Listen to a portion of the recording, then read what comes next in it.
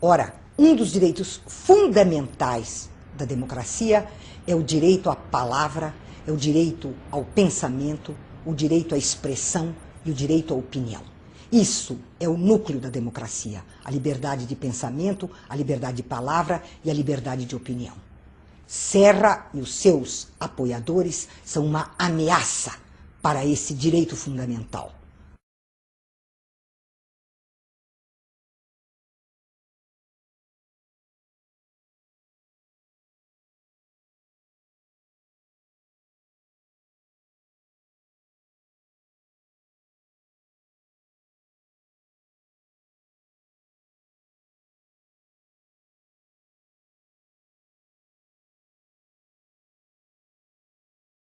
A finalidade da desinformação não é apenas manter o eleitorado na ignorância.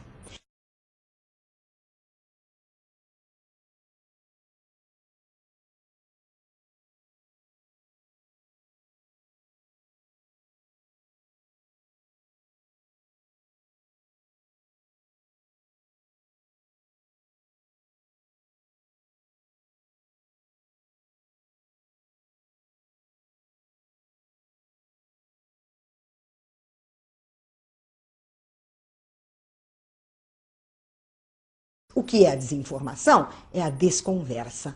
Nenhum cidadão vai se iludir com uma coisa dessa, não é? Mas as pessoas que analisam a atuação da mídia e discutem a atuação da mídia atualmente estão atrasadas em pelo menos 4 décadas com os estudos científicos a respeito. Por exemplo, quando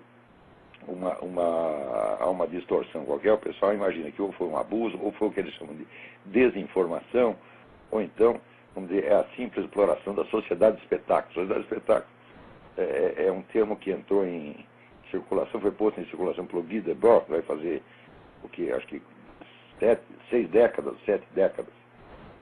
Bom, depois disso, os estudos a respeito andaram muito, mas parece que no Brasil ninguém leu nada absolutamente. Por exemplo, o conceito de desinformação é frequentemente usado de maneira errada. A desinformação, consiste em uma notícia errada, ou de interpretação errada de uma notícia, repetida várias vezes e em várias fontes simultaneamente, principalmente com a finalidade de induzir governos, um governo inimigo, no caso, a uma decisão errada. E, às vezes, também, vamos dizer, de influenciar a opinião pública, de criar uma imagem negativa de alguém. Mas é sempre uma coisa concentrada numa determinada operação. O caso mais típico é aquele dos agentes tchecos, que no Brasil, em 1964, falsificaram documentos para dar a ideia de que tinha sido o governo americano que havia planejado o golpe 64. E espalhou isso para todos os jornais, repetiu um certo número de vezes, e isso, de fato, se impregnou na opinião pública. Até hoje, vamos dizer, a nossa mídia em peso acredita nisso, embora o sujeito já tenha confessado que foi ele o autor da operação. Isso é exatamente o que se chama uma desinformação. Às vezes essas operações são também chamadas de medidas ativas. A desinformação tem que ser feita, vamos dizer, por agentes externos à própria mídia, de modo a ludibriar a mídia inteira ou a usá-la para alguma finalidade. Desinformação é geralmente iniciativa de governos, de serviços secretos. A questão da sociedade de espetáculo é outra coisa, quer dizer, você transformar a política numa espécie de show, né, no qual a população seja induzida a julgar políticos, vamos dizer, pela sua aparência midiática, né? Isso também é muito usado, mas não tem nada a ver com isso que está acontecendo agora com o Lula. O Luciano Dias se aproxima um pouco mais da verdade, quando ele usa a expressão fluxo de notícias. Uma coisa que ninguém sabe, pega todos esses professores de comunicações que tem nas faculdades brasileiras, dá um pontapé na bunda de cada um e manda para a rua, porque eles não sabem absolutamente nada. Desde os anos 70, existem estudos muito aprofundados, e num número inabarcável de estudos, a respeito exatamente desse problema do fluxo de notícias.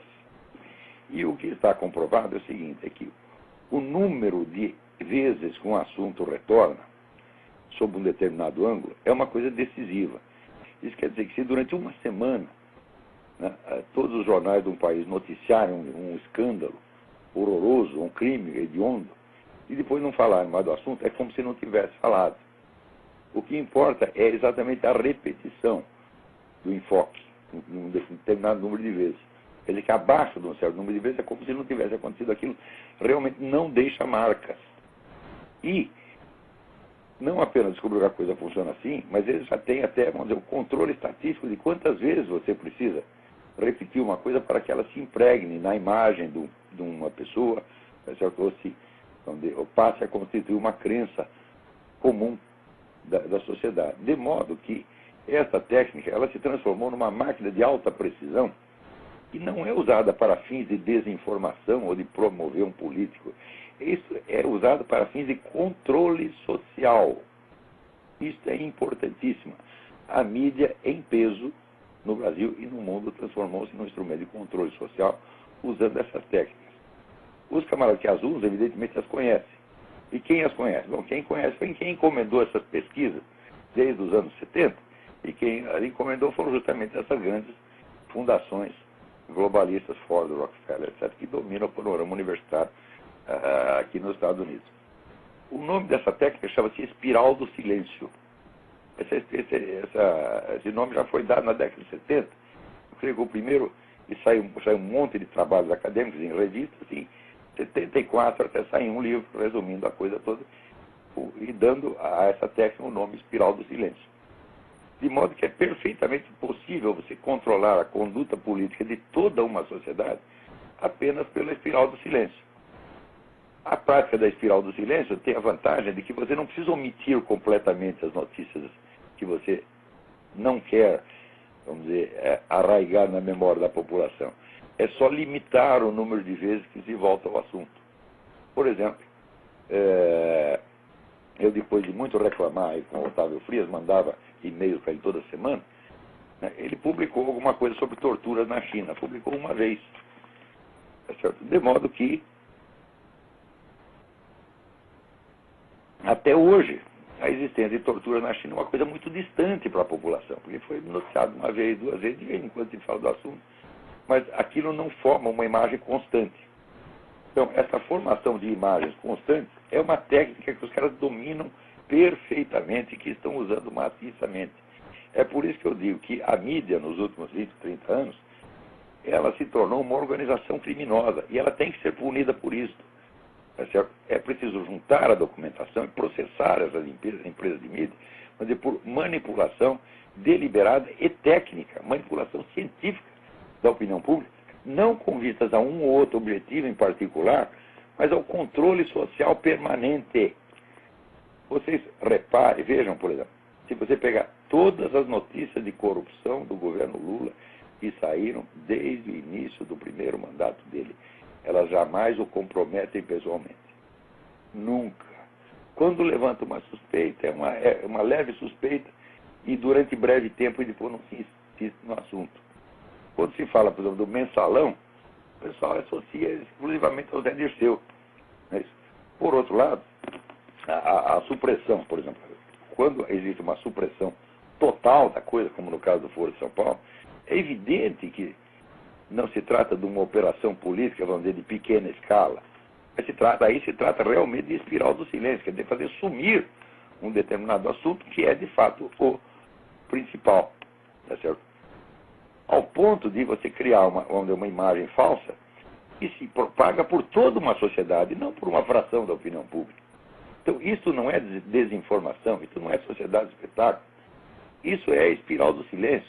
Isso é uma técnica de controle social.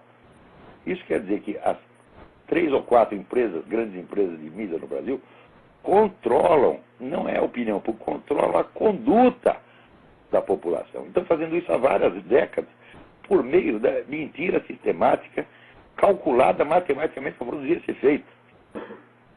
Então, quer dizer, quando o pessoal fala de desinformação ou de mentira, eu digo, olha, isso é eufemismo, vocês estão usando palavras que não transmitem a realidade, não dão ideia da gravidade da coisa.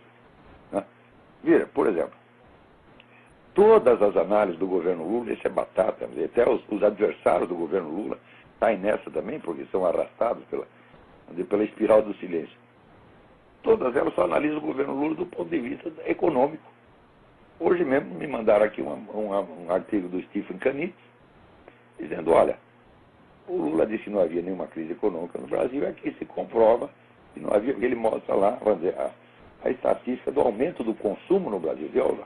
Aumentando enormemente desde 2002, sem interrupção. O que diminuiu foi a produção durante alguns meses. Quando se começou a falar da crise internacional, então as empresas se retraíram e não investiram, então baixou a produção. Mas isso é por causa de notícias alarmistas vindo do exterior. No geral, o consumo está crescendo, o que significa que a capacidade de aquisição da população está aumentando. Mas, ora, eu não me lembro de jamais ter feito a menor crítica à política econômica do seu Lula. Se for julgar por isso aí, fala, bom, ele é claro que é um dos melhores governantes que nós já tivemos. Não tão bom, é claro, quanto o falecido Emílio Garrastazu Médici, durante cuja gestão o Brasil crescia 15% ao ano. Agora cresce 3%, e quando cresce 4%, todo mundo solta o rojão. Esqueceram que no tempo do Médici crescia 15%. Por que essas mesmas pessoas que dizem que o Lula é uma maravilha, não dizem que o Médici é uma maravilha? Porque eles vão dizer, mas naquele tempo havia tortura em prisões, estava morrendo gente nas prisões. Sim, morreram 300 pessoas. Agora, gente, morrem 50 mil brasileiros por ano. E isso simplesmente não é levado em conta no julgamento do governo Lula. Por quê? Se for levar isso em conta, vai ter que escavar e vai ter que aparecer, vamos dizer, o acordo assinado entre o Lula e as Farc, tá certo? No quadro do Foro de São Paulo, e daí ficará provado que esse governo Lula é um governo assassino que está deixando os parceiros dele, Farc e os parceiros da Farc, Comando Vermelho, PCC, etc., agir à vontade e matar quem eles quiserem. Então, se você acha um crescimento de 3%,